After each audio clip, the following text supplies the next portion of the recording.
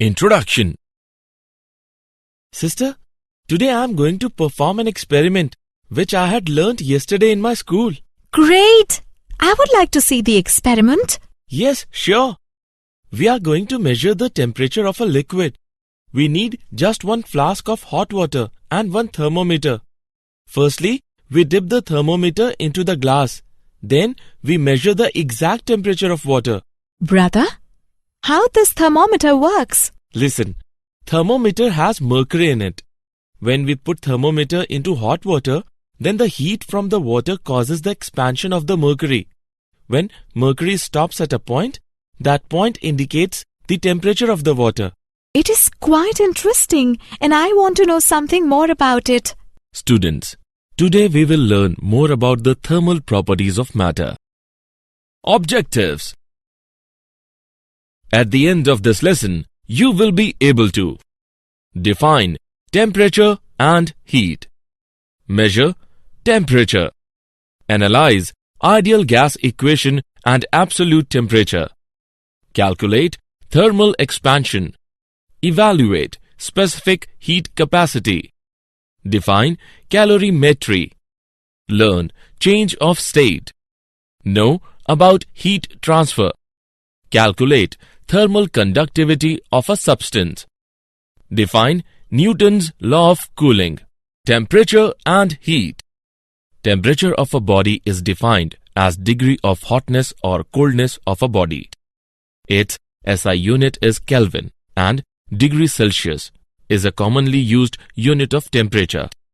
Heat is a form of energy which gives us the sensation of warmth. Its SI unit is joule and other commonly used unit is calorie. 1 calorie is equal to 4.184 joule. Its dimensional formula is ml square T to the power minus 2. Measurement of temperature. A device used to measure the temperature of a body is called thermometer. Thermometers are designed on different scales are following: Celsius scale, Fahrenheit scale, Kelvin scale, and Ramer's scale. Boiling point of water is known as upper fixed point. Freezing point of water is known as lower fixed point. Consider a body having temperature C on Celsius scale and F on Fahrenheit scale. Then C upon 100 is equal to F minus 32 upon 180. Example. Let's take an example on measurement of temperature.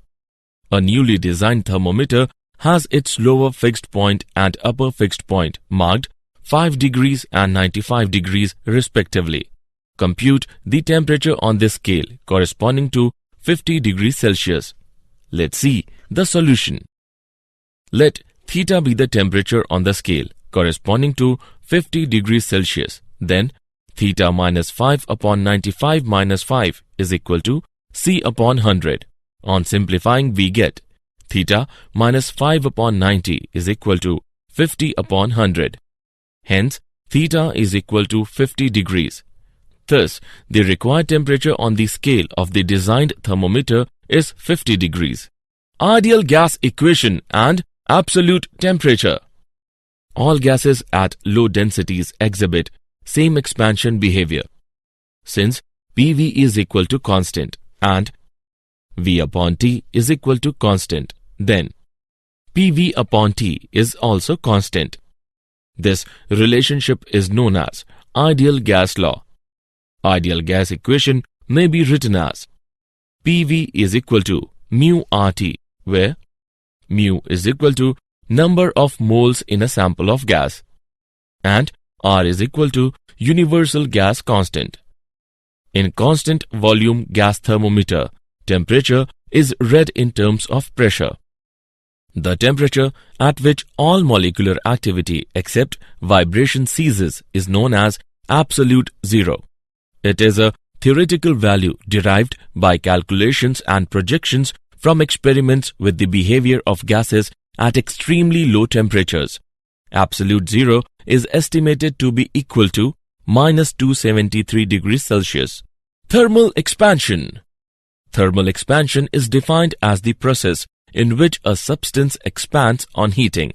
Thermal expansion is of following types. Number 1. Linear expansion. In this type of expansion, substance expands in one dimension only, that is, in length. Number 2.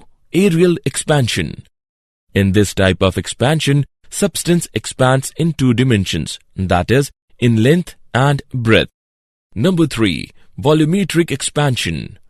In this type of expansion, substance expands in three dimensions, that is, in length, breadth, and height. Linear expansion. Consider a rod of length L, which is heated by a temperature delta T, and let its length become L dash. The change in length is directly proportional to the original length and change in temperature. It gives L dash minus L is directly proportional to L delta T, or L dash minus L is equal to alpha L delta T. Value of alpha is equal to L dash by L upon L delta T, where alpha is equal to coefficient of linear expansion. Coefficient of linear expansion of the material of a rod is defined as the change in its length per unit original length per unit rise or change in its temperature. Aerial expansion. Consider a plane of original surface area A at temperature T1. Let the area of the plane be A dash at temperature T2. It gives A dash minus A is directly proportional to A delta T, or A dash minus A is equal to beta A delta T. Value of beta is equal to A dash minus A upon A delta T, where beta is equal to coefficient of aerial expansion. Coefficient of aerial expansion is defined as the change in the area of the body per unit original area per unit rise or change in its temperature. Volumetric expansion. Consider a spherical body of original volume V at temperature T1. Let the volume of the body at temperature T2 be V dash. It gives V dash minus V is directly proportional to V delta T, or V dash minus V is equal to gamma V delta T. Value of gamma is equal to V dash minus V upon V delta T, where gamma is equal to coefficient of volumetric expansion.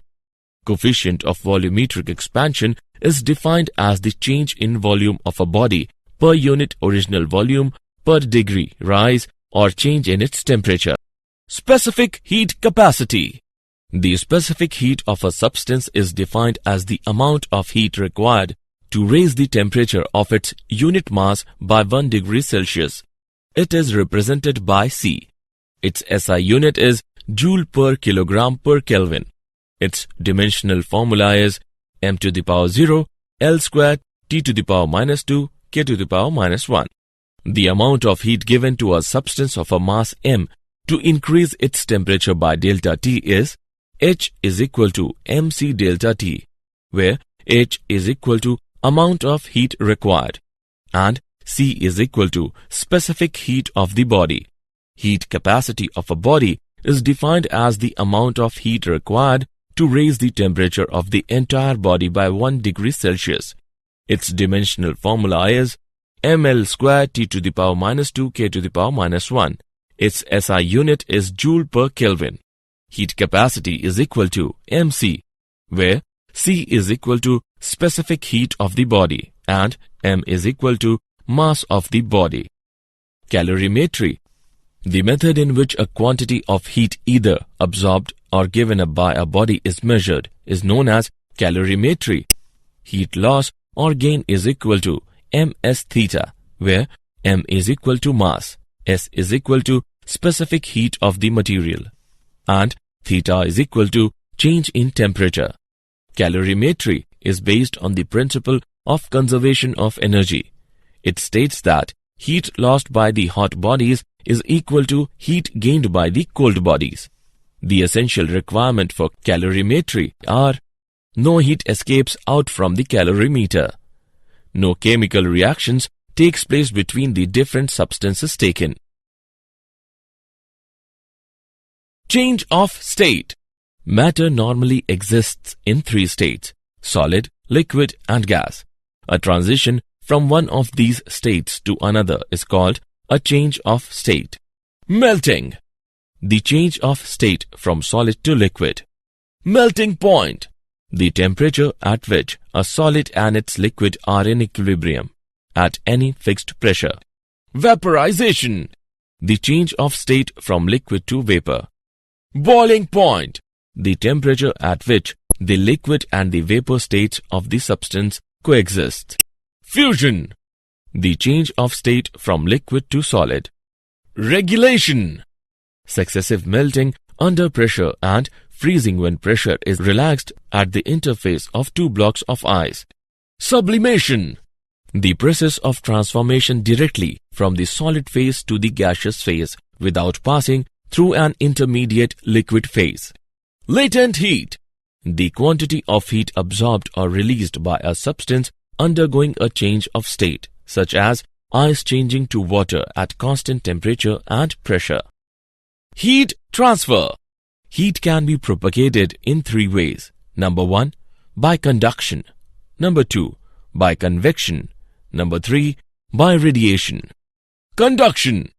Heat transfer from one end of a solid substance to its other end without the actual movement of constituent particles. Convection. Heat is transferred from the higher temperature region to the lower temperature region due to the actual movement of constituent particles. Radiation. Heat is transferred from a body at high temperature to another body at lower temperature without having a direct contact between them. Thermal conductivity of a substance. The amount of heat transferred from the higher temperature of a solid substance to the lower temperature is directly proportional to the area of cross-section of its faces. The temperature difference between two faces, time, and inversely proportional to the separation between the two faces. It gives Q is equal to Ka T1 minus T2 into T upon D, where K is a constant of proportionality and is called coefficient of thermal conductivity of the material of the substance. The coefficient of thermal conductivity of a substance may be defined as the amount of heat transferred from one phase of a unit cube of that substance to the opposite phase in unit time when these two phases are maintained at a unit temperature difference. Example.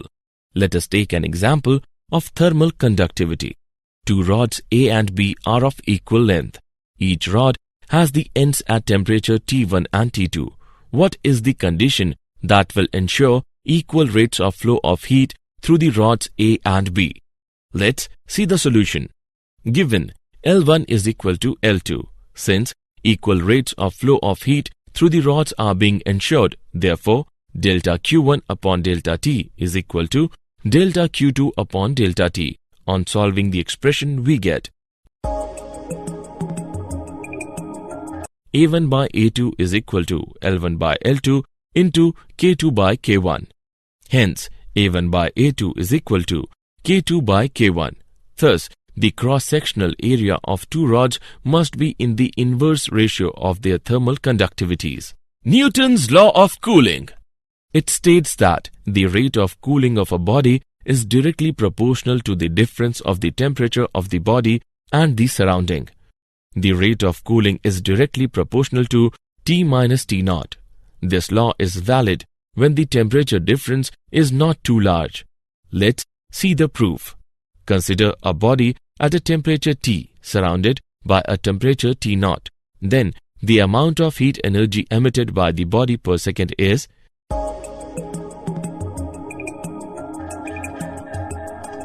E is equal to sigma belongs to A T minus T naught into T plus T naught into T square plus T naught square. Since T is very close to T naught, it implies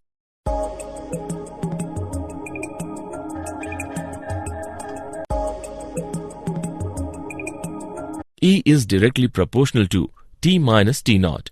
Rate of cooling is directly proportional to T minus T naught. It proves Newton's law of cooling. Assessment.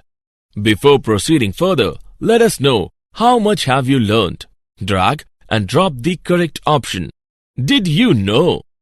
Calorimetry is the science associated with determining changes in energy of a system by measuring the heat exchanged with the surroundings. For an ideal gas, the volumetric thermal expansion depends on the type of process in which temperature is changed. Two known cases are isobaric change, when pressure is held constant, and adiabatic change, where no work is done and no change in entropy occurs. Newton's law of cooling is used to model the temperature change of an object of some temperature placed in an environment of a different temperature. Summary. Let us summarize what we have learned. A device used to measure the temperature of a body is called thermometer. Thermal expansion is defined as the process in which a substance expands on heating. Heat capacity of a body is defined as the amount of heat required to raise the temperature of the entire body by 1 degree Celsius. Calorimetry is based on the principle of conservation of energy, in which heat lost by the hot bodies is equal to the heat gained by the cold bodies. Transfer of heat by the collision among the molecules with their neighbor molecule is called conduction. Convection is the heat transfer mode in which the molecules move from place to transfer heat. Radiation is the fastest mode of heat transfer, which does not require any medium. Newton's law of cooling describes that the rate of loss of heat by a body is directly proportional to the difference in temperature with the surrounding.